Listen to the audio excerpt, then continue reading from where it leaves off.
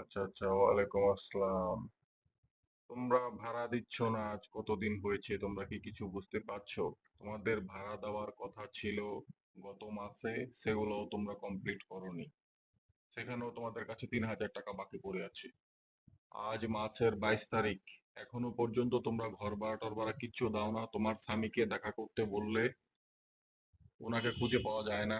এ পর্যন্ত যতবার গিয়েছি তোমার স্বামী বাসায় নেই। তোমাকে যাও একটু একটু পাওয়া যায় মাঝে মাঝে, আঙ্কেল কিন্তু তোমরা তো আসলে ভাড়া দিচ্ছ না। কি বলবো, আমার হাজবেন্ড হচ্ছে আপনার আরেকটা বিয়ে করছে তো, তাই আমার কি এখানে কম। করেছে? আরেকটা বিয়ে করছে। ও, কি বলছো এসব? আমাদেরকে তো তোমরা কিচ্ছু জানাওনি। তোমরা এইসব কি করছো না করছো? তোমার হাজবেন্ড আরেকটা বিয়ে করে ফেলেছে, তুমি সেটা তো জানাওনি। তাহলে এখন তোমাদের ঘর ভাড়া কিভাবে দেবে তোমরা? আঙ্কেল আমি তো একটা চাকরি, মানে আগে তো চাকরি করতাম না। এই 2 মাস চাকরি খোঁজার পরে এই মাসেই পাই। তো তোমার স্বামী যে এভাবে আরেকটা বিয়ে করে চলে গিয়েছে, সেটা তো তুমি আমাদেরকে কাউকে জানাওনি। এখন তো তোমাদেরকে আমরা কিভাবে ভাড়া দেবো? আমি তো ব্যাচেলার মেয়ে, ভাড়া রাখি না। বাপু, আসলে তুমি এখন কিভাবে থাকবে আমাদের বাসায়, সেটা তো আমার মাথায় ঢুকছে না কোনোভাবেই। আর আসলে তাছাড়া তোমার আঙ্কেল স্বামী আমাকে কিছুদিন সময় দেন, আমি চাকরি পাইছি, আমি যে 10 তারিখে এই স্যালারি পেয়ে আপনার সব ভাড়া দিয়ে দিব। গত মাসের টাকা বাকি রয়ে গেছে, এই মাসের পুরো ভাড়া রয়ে গেছে, আজকে মাসের 22 তারিখ। এখনো তুমি ভাড়া দিতে পারোনি, তাহলে তুমি কিভাবে? আগামী মাস হলে 3 মাসের ভাড়া বাকি পড়ে যাবে। 3 মাসের ভাড়া তুমি কিভাবে দেবে?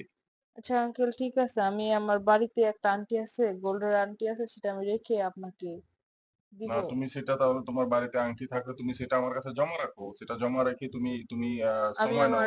আমি কালকে আমার ছোট ভাইকে বলবো সেটা যেন কুরিয়ার করে দেয়। না, সেটা তো তুমি এতদিন এত ঘটনা ঘটে গেছে, তুমি সেটা আমাদেরকে জানাবে না? তা তোমার স্বামী হঠাৎ করে আরেকটা বিয়ে করে নিল, কোনো ঘটনা কিছু হয়েছিল নাকি? আমি নাকি সুন্দর না, আমাকে পছন্দ হয় না এই তোমার জন্য। মতো একটা সুন্দর মেয়েকে পছন্দ হয় না? তোমার স্বামী কেমন মানুষ আমি তো কিছু বুঝতে পারছি না। তোমার মতো একটা তো সুন্দর ছোট একটা মেয়ে, কুচি একটা মেয়েকে তার পছন্দ হচ্ছে না?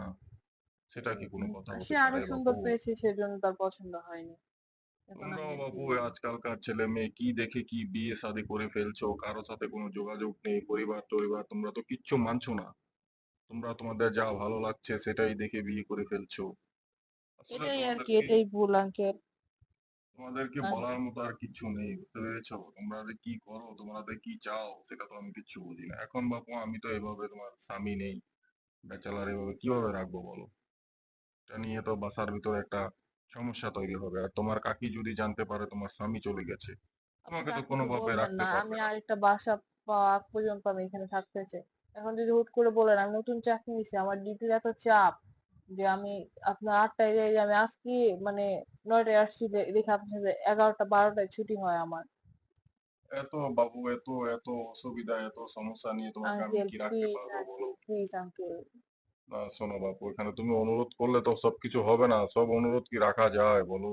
আমি যে আপনার কাছে আর কোনো তাছাড়া এই যে তুমি বাসায় তুমি একা থাকবে, তোমার জামাই থাকবে না। কখন কে আসবে, কখন কে যাবে, কি হবে না হবে, এসব কি আমরা সবসময় পাহারা দিয়ে রাখতে পারবো কে বলো? আসবে কে যাবে আঙ্কেল? আর তাছাড়া বাপু, শোনো, তোমাকে আমি একটা ভালো একটা তোমাকে একটা কথা বলতে পারি, যদি সেটা তুমি মানে ভালোভাবে নাও আর কি। জি আমি, বলেন। তোমার কাকিমার তো ডায়াবেটিস, জানোই, আরো অনেক সমস্যা। জি। এখন তোমার স্বামীও যখন চলে গেছে, তুমি জি। এত সুন্দর একটা মেয়ে, এত সুন্দর একটা জীবন তোমার নষ্ট হয়ে যাবে। তুমি চাইলে আমি তোমাকে একটা অফার দিতে পারি। জি বলেন। আমিও শোনো একটা মানে আমারও একটা মানে বিনোদনের ব্যবস্থার দরকার, বুঝতে পেরেছো? জি। এখন তুমি যদি চাও, আমি তোমাকে, আমাকে ভাড়া টাড়া দিতে হবে না। আমি তোমার মাসে যত খরচ, তোমার চলাফেরার যা লাগবে সবকিছু আমি দেবো। তোমাকে আমি বিয়েও করবো, কিন্তু এখন করতে কি পারছি না, বলছেন একটু আঙ্কেল? সময়। আমি আপনাকে আঙ্কেল বলে আহা ডাকি? পাগল, শোনোই না কথা। আঙ্কেল, তুমি তো আমি আপন জন নই। তুমি আমাকে আঙ্কেল ডেকেছো ডেকেছো, সেটা ডাকের ক্ষেত্রে ডেকেছো, সেটা নিয়ে কোনো সমস্যা নেই। তোমার তো সাথে তো আমার রক্তের কোনো সম্পর্ক নেই। জি। তোমার সাথে শোনো, তোমাকে আমি ভালো একটা একটা অফার দিচ্ছি, তুমি সেটা বোঝার চেষ্টা আঙ্কেল প্লিজ। শোনো তুমি আমার কথা। তুমি কাকিমা জানলে খুব কষ্ট পাবে। কাকিমা জানবে কেন? তুমি সেটা কাকিমাকে কেন জানাবে? তোমার তো জানানোর কোনো দরকার নেই। তোমার ভরণ পোষণ টাকা পয়সা যা লাগবে, যখন যা লাগবে, তোমার চাকরি করতে হবে না, তুমি বাসায় রাজরানীর মতো থাকবে। তোমাকে প্রয়োজনে আমি তোমরা যে রুমটাতে আছো সেই রুমটা তোমার জন্য আমি সারা জীবনের জন্য ফ্রি করে দেবো। বুঝতে পেরেছো? তোমাকে কোনো ভাড়া দিতে হবে না, জি তোমার আঙ্কেল। বাজার সাজার যা লাগবে। তুমি এরকম করছো কেন? তুমি বোঝার চেষ্টা করছো না, তোমার একটা ভবিষ্যৎ আছে, তোমার ভবিষ্যৎ আমি করে দেবো। তোমাকে আমি বিয়ে করবো বলছি তো, তুমি এত কষ্ট নিচ্ছ কেন, এত চাপ নিচ্ছ আমি কেন? আপনাকে আঙ্কেল বলে ডেকেছি। পাগল, আঙ্কেল বলেছো সেই জন্য তো আমি তোমার রক্তের সম্পর্কের কেউ নই। আঙ্কেল বলেছো তাতে কি হয়েছে?